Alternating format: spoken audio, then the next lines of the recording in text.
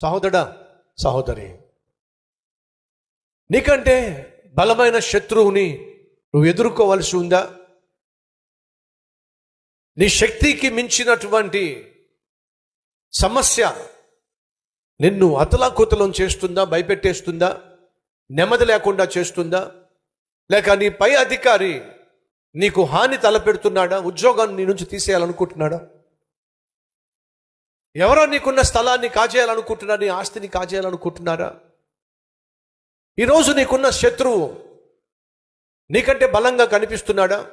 నీ చుట్టూ ఉన్నటువంటి అననుకూల పరిస్థితుల్లో నీ మీద విజయం సాధించేలా కనిపిస్తున్నాయా? అయితే వినండి, సమస్య ఏదైనప్పటికీ, అది ఎంత తీవ్రమైనదైనప్పటికీ, ఎంత బలమైనదైనప్పటికీ, ప్రార్థనలో అంతకంటే గొప్ప శక్తి ఉందే, మర్చిపోకండి.